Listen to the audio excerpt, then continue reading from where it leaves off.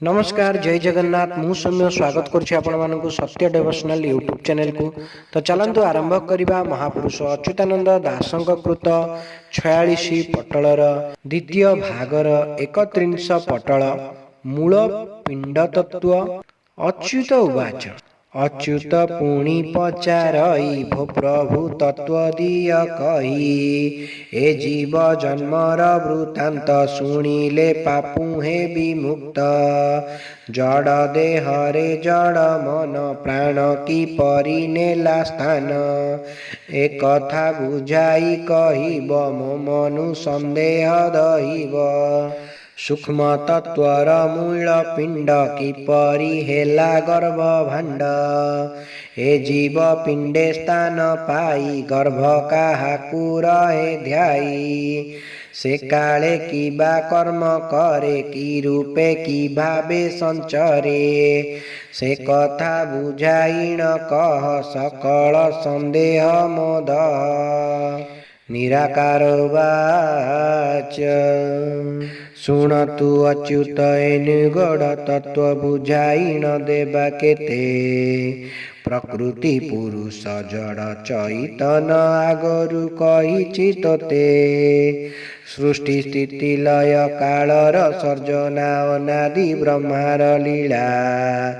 बहु भाव धरी सर्वदा पूरीछि लगाइछि माया खेला प्रकृति तत्वरु नारी पुरुषर भेद हेला सृष्टि पाई त्रिगुण शक्ति उणा अधिकरे पुरुष आघात पाई एकादश बा द्वादश बरसे नारी रजस्वला हुए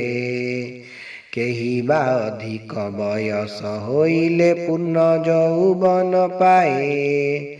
रजस्वला नारी सोढ़ण दिवसे गर्भधारणे सक्षम काल बळे बाबू हेतु करी घेन सबु कालर भियाण कर्म बळे जाति तत्व सृष्टि हेला ए अटे वेद वचन ब्राह्मण क्षत्रिय वैश्य शूद्र चारि भागरे होइला भिन्न ब्रह्म ज्ञानी नर जाति धर्म सार न धरे हृदय तिले अनंत ब्रह्मांड तागे नाचई अनादि सकल बळे ब्राह्मणी द्वादश क्षत्रियार 10 वैश्या अष्टरात्र जाए शूद्रा षड रात्र गर्भ धारण न क्षमता पिंडरे पाए क्रिया बल एहा सकले समान नाही भेदा भेद किछि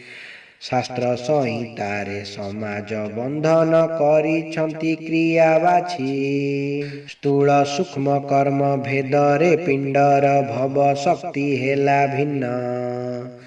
सबु से अनादि ब्रह्म सत्ता जीव भाव पाई विधिमान विधि अवधिर विचार जे काले करू अनेक हेब वेद नाही तहि नीति वाक्य नाही आपे ब्रह्मरे नासिब रजस्वला नारी चतुर्थ निबसे शुद्ध स्नान करी शेष पुरुष संगमे मन बळाइला काम होइला प्रकाश नारी पुरुषर काम उन्मादना बढ़िला होइले भोल शब्द स्पर्श रूप रस गंध गुण तेजाइला काम शक्ति भाव हेला मूल नाही रूप रेख न पाइले केही मुक्ति पुरुष लोड़िला नारी अंग संग नारी हेला कामे बाई नारी पुरुषर मिलन घटिला सृष्टि क्रिया अटे ही संजोग पुरुष सर्वांगे पवन अग्नि जल तत्व घेनी क्रीड़ा घर्षण रे जात हेला अग्नि से कला तत्व प्रसार रज बीज वायु भूतेते धरी गर्भरे होइले ठूल माता रज गुण पिता बीर्ज जेबे मिलिले होइले ज्योति से ज्योति जीवन शक्ति बोली जान जानिले पाइबु मुक्ति शुक्र शोणितरे आदि तत्वमान पिंडरे रहिछि पुरी सप्त धातु चक्र भेदी शून्य ब्रह्म स्थूल हेला रूप धरी घट खोजुथिला जीव आश्रे नेला लभिला विश्राम तही माता हेला भूत पिंडर कारण पंचविंश तत्व बही ऋतुमती गर्भ पुष्प फुटी थाई रही 16 दिन पुरुष आघाते रज बीज दुहे पांति पुष्परे स्थान से गर्भ कुसुम रज बीज भरा न सही हुए मुद्रित शुक्र शोणितर पांडु वर्ण पिंड गर्भ संचारर तत्व अजोनि अलिंग पुणी जोनि लिंग सूक्ष्मरु होइला स्थूल इंद्रिय सत्ता को मन बांधी अछि भोगरे होइला भोल जीव आत्मा गर्भ स्थिर हेला जेबे हराइला पूर्व ज्ञान स्वरूप चिंतारु अज्ञान बसरे लोड़िला पुणी जन्म मातृगर्भे रही 10 मास पूर्ण करिला पिंड गठने पूर्व कर्म रूपे जन्म लभिला दृढ़ तत्व घेनी मने नारी पुरुषर बला बल पुणी जोग बसे कर्म घेनी शून्य जीव आत्मा पुत्र अबा कन्या इच्छा कला लिंग बेनी दुहे जेबे पुत्र प्राप्ति आशा करी तन्मय करिवे केली से गर्भु निश्चय पुत्र जनमीब मंत्र चैतन्य धरी भावरे तन्मय हेले उपजीव एकाग्र सकति क्रिया भाव भावरे तन्मयता नाई निरांचल सबु माया भाव तन्मयरु समाधि हुई समाधि रे अछि सबु से नुहे सहज जन्म मृत्यु भेद साधना बळे पाइबु माता गर्भे रुद्ध होई रज बीज ठूल शून्य कला चिंता पंचभूत तत्वे तन्मात्रा बଳରେ गढ़िला पिंडर सत्ता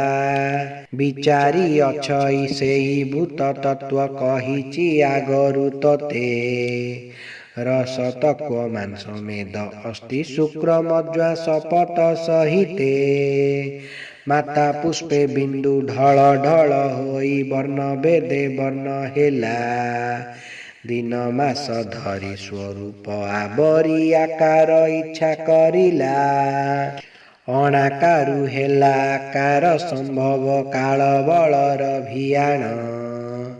स्थूल सूक्ष्म भावे 25 प्रकृति माड़ी बसिले से स्थान अकारण हेला कारण से काले रुद्ध कारागारे रही मायाहीन ठूल ब्रह्म सत बळे रड़ी कला त्राही त्राही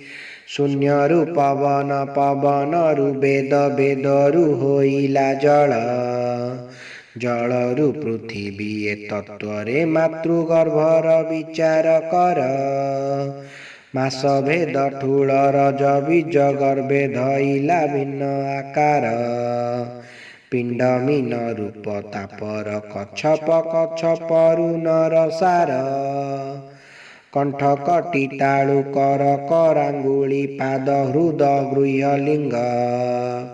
ललाट मस्तक नासा नेत्र कर्ण मो मानसे कला रंग सप्त धातु एकादश इंद्रियादि निर्माण करिला तत्व सत्व रज तम त्रिगुण सुमरि त्रित कुरुदे धरी रोग शोक सुख दुखर जंजाल पूर्व कर्म फल स्मरी नवम मासरे चेता चैतन लागिला अनाहतरे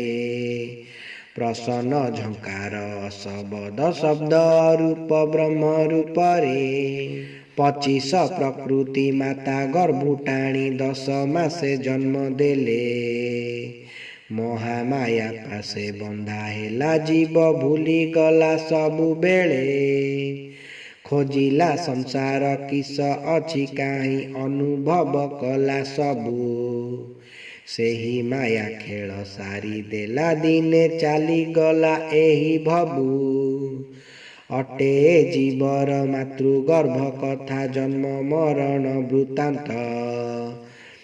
आरत त्राणक श्रीचरणे दास विप्रवर श्री आरत